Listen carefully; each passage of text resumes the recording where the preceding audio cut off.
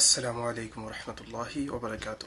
শ্ৰদ্ধেয় দৰ্শকসকল, কেতিয়াবা আপুনি ভাবি চাইছেনে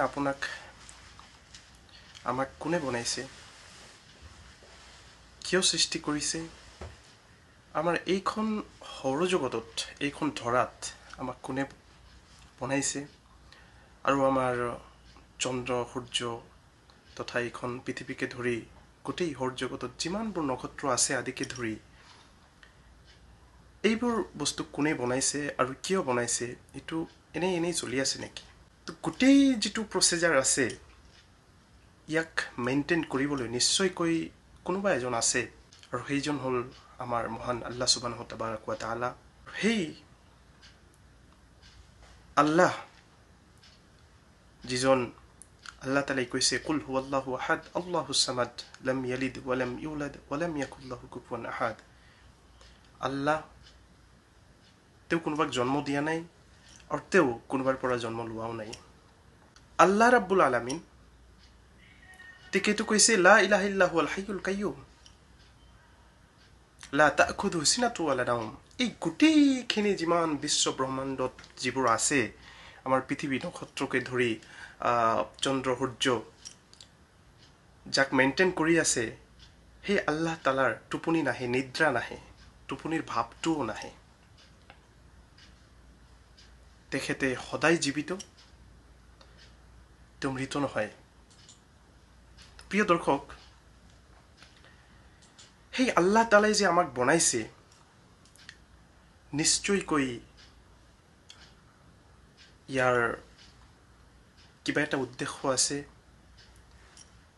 আৰু সেইটো হ'ল আমি একমাত্ৰ আল্লাহ সুবহানাহু তাবাৰাক ওয়া তাআলাৰ উপাসনা কৰা, তেওঁৰ দিয়া বিধান, তেওঁৰ দিয়া গাইডলাইন, তেওঁৰ দিয়া ৰুলছ আদিবোৰ মানি চলা, ফলো কৰা ষ্টেপ বাই ষ্টেপ। আমি গোটেই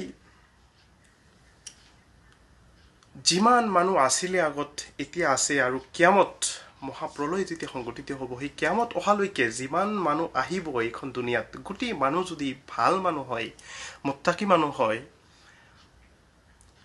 আল্লাহক মানি চলে, ইয়াত আল্লাহৰ কিবা লাভ আছে জানো? আল্লাহৰ কিবা লাভ নাই, আল্লাহৰ কিবা লছ নাই। মহান আল্লাহ তাআলাই কৈছে লাউ আন্না আউৱালাকুম ওয়া আখিৰাকুম ওয়া ইনসাকুম ওয়া জিন্নাকুম কানু আলা আতকা কলবি ৰাজুলিন ওয়াহিদিন মিনকুম মা জাদা ফি মুলকি শাইআ। আল্লাহ তাআলাই কৈছে তোমাৰ পূৰ্বৰ যিমানবোৰ মানুহ আছিলে, তোমাৰ পিছত যিমানবোৰ মানুহ আহিব, আৰু এতিয়া যিমানবোৰ মানুহ আছে, মানুহৰ ভিতৰত হওক, জিনৰ ভিতৰত হওক, সকলো মানুহ যদি এজন ভাল মানুহ, মুত্তাকি মানুহ, পৰহেজগাৰ মানুহ, যিজন ব্যক্তিয়ে আল্লাহ তাআলাক ভয় পায়, এনেকুৱা মানুহত যদি ৰূপান্তৰিত হয়, পৰিৱৰ্তন হয়, যদি ভাল হয়, আল্লাহ তাআলাই কৈছে মা জাদা ফি মুলকি শাইআ, মোৰ ধন ভঁৰালী যিবিলাক আছে, মোৰ ৰাজত্বত যিবোৰ বস্তু আছে, তাত একো কিঞ্চিত পৰিমাণ ইয়াত বেছি নহয়। সুপ্ৰিয় দৰ্শক, আল্লাহৰ কোনো লাভ লছ নাই। লাভ লছ হ'ল একমাত্ৰ আমাৰ, একান্ত আমাৰ। আমি যদি আল্লাহৰ দিয়া বিধানবোৰ, গাইডলাইনবোৰ ফলো কৰোঁ, মানি চলোঁ, তেতিয়াহ'লে আমাৰ কাৰণে লাভ, আমি লাভৱান হৈ যাম। আল্লাহ তাআলাই কৈছে ওয়ামাই ইউতিউল্লাহ ওয়া ৰাসূলাহু ইউদখিলহু জান্নাতিন তাজৰি মিন তাহতিহাল আনহাৰ। যিজন ব্যক্তিয়ে আল্লাহ ৰাব্বুল আলামিনৰ দিয়া গাইডলাইনবোৰ, ৰুলছবোৰ মানি চলিব, তেওঁৰ আনুগত্য কৰিব, তেওঁক উপাসনা কৰিব, আল্লাহৰ আৰু তেওঁৰ পঠিওৱা ৰসুলৰ হযৰত মুহাম্মদ মুস্তাফা সাল্লাল্লাহু আলাইহি ওয়াসাল্লামক যিজন মানি চলিব, আল্লাহ তাআলাই কৈছে জান্নাতিন তাজৰি মিন তাহতিহাল আনহাৰ, যে তেওঁক এনেকুৱা এখন জান্নাতৰ ভিতৰত তেওঁক প্ৰৱেশ কৰাব, যে জান্নাতৰ তল দেশত কি হৈ থাকিব? নহৰ প্ৰবাহিত হ'ব। তো প্ৰিয় শ্ৰদ্ধেয় দৰ্শকসকল, আমাৰ মাইণ্ড, আমাৰ ব্ৰেইন, আমাৰ মস্তিষ্ক, এবাৰ আমি ভাবি চাইছোনে আল্লাহ তাআলা ইমানবোৰ বস্তু সৌৰজগতত বনাইছে? আল্লাহ তাআলাই কৈছে ওয়াসাখাৰা লাকুমুল লাইলা ওয়ান নাহাৰা ওয়াশ শামসা ওয়াল কামাৰা ওয়ান নুজুমু মুসাখাৰাতুম বিআমৰিহি ইন্না ফি যালিকা লাআয়াতিল লিকাউমিন ইয়াকিলুন। যে আল্লাহ তাআলা আমাৰ কাৰণে, আমাৰ বাবে কি কৰিছে?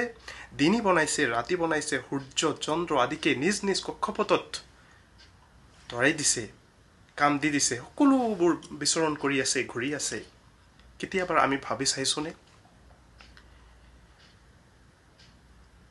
নিশ্চয়কৈ ইয়াৰ পিছত কিবা না কিবা এটা উদ্দেশ্য আছে, আৰু সেই উদ্দেশ্যটো হ'ল আমি মানুহ হিচাপে একমাত্ৰ আল্লাহ ৰাব্বুল আলামিনক মানি চলিম, উপাসনা কৰিম, আৰু কোনোবা এজন ব্যক্তিয়ে যদি ইছলামত প্ৰৱেশ কৰিব বিচাৰে, তেওঁ ক'ব লাগিব আশহাদু আল্লা ইলাহা ইল্লাল্লাহু ওয়া আশহাদু আন্না মুহাম্মাদাৰ ৰাসূলুল্লাহ।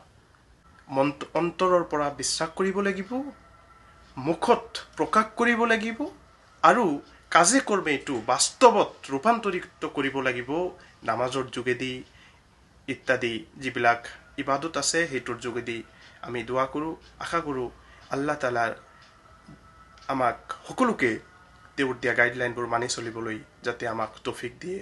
আমিন। ওয়া আখিৰ দাৱানা আলহামদুলিল্লাহি ৰাব্বিল আলামিন।